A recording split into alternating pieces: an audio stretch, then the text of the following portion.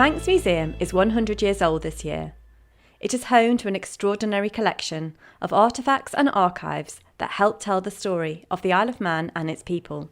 To celebrate our centenary, we have curated a special exhibition and podcast, Museum 100, which will feature a kaleidoscope of treasures from our collections. I'm Katie King, Curator of Art and Social History for Manx National Heritage, and today I'm going to talk to you about ordinary things. So here at the Manx Museum, we have always and will always collect objects connected to the people of the Isle of Man. But when the Manx Museum first opened in 1922, this was considered to be quite a revolutionary approach. Whilst museums across the water were collecting antiquities and curios from far-off lands, we were collecting everyday objects belonging to ordinary people. Almost immediately, the Manx Museum embarked on an ambitious folk life collecting mission.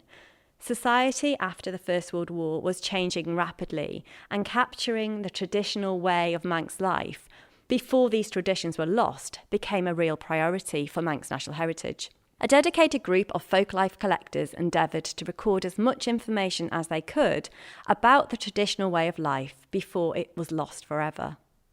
As they went out into the countryside interviewing older generations, they also collected objects like butter bowls, spinning wheels and turf spades, and soon a new folk culture collection began to be accumulated here at the Manx Museum.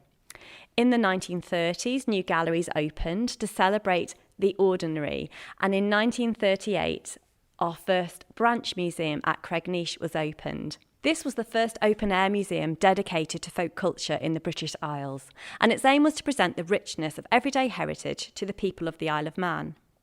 The Manx Folklife Survey, meanwhile, continued to chronicle the voices, language, songs, stories and traditions of the Isle of Man, and today it remains an invaluable source of information about our traditional way of life.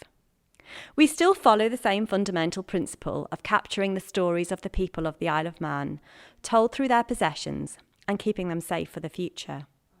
In our Museum 100 exhibition, we have a display dedicated to the ordinary, which includes the reel-to-reel tape recorder that the Folklife Survey collectors used to record Manx speakers, Manx songs and Manx memories. We have a Manx spade, a hedging spade, a unique tool used on the Isle of Man.